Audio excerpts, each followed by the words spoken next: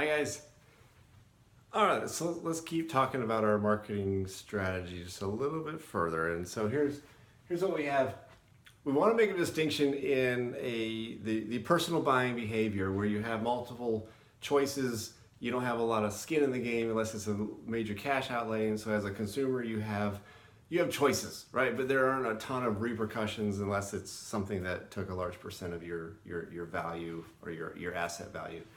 In business markets, it's a little bit differently. So we have four major distinctions here. One is there's a buying center. So in essence, as the value of the purchase or the value of the impact on the organization increases, you probably have various layers of approval that have to happen, and so that you don't have one person making these multi-million-dollar decisions unless you have a billion-dollar company, and then multi-million is not that large. And so you have a buying center with gradations and levels.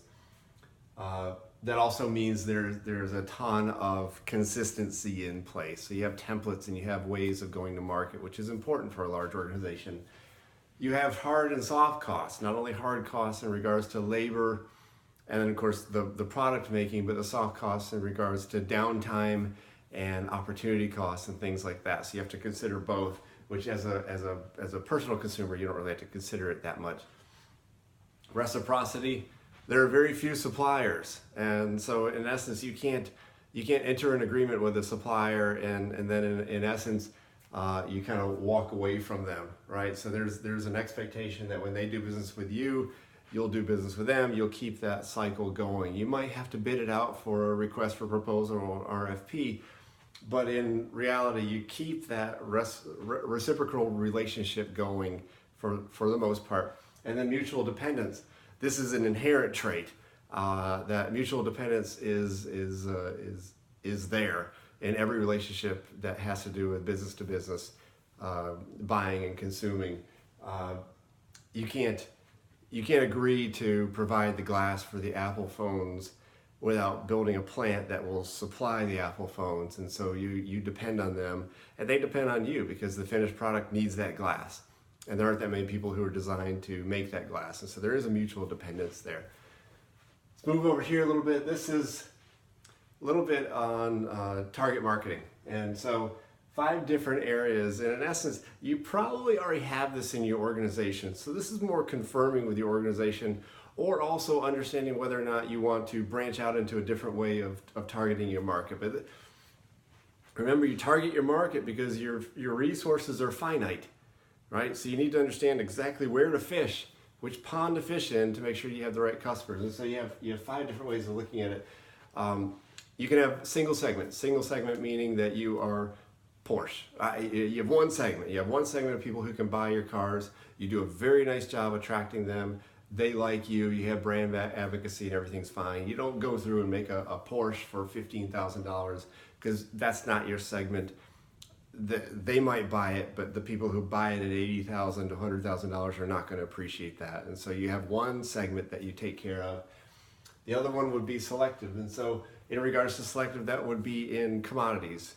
You might do a very nice job of filling potholes, cleaning streets, whatever it is, all right? But you might be totally integrated. You might have the sweepers and the fillers and the entire works, but you have one selective market that you take care of all the way up and down the entire chain. On the flip side, you have mass market, which means you're trying to target everybody.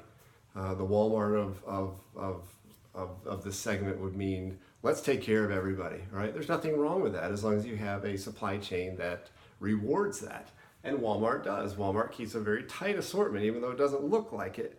Walmart keeps a tight assortment, tight inventory, and in essence, that works for them, the mass market. Product specialization, you might do a very nice job in household cleaners, and in essence, from that aspect, you take it all the way across, and you might have cleaners and laundry and Swiffer and all the way across in regards to something like P&G. Market specialization, you might be really good in a certain market like athletics. So Dick's Sporting Goods does athletics. They don't do anything else. They're not, well, they sell some food there, but they're not trying to sell food. They're not trying to sell groceries. They're not trying to sell clothing that doesn't have anything to do with athletics. So that's the market specialization. Last point for today's video, you can also target your non-customers. Why aren't you buying from me? What's wrong? I don't want to say what's wrong with you, but why aren't you buying from me? What's wrong with my product?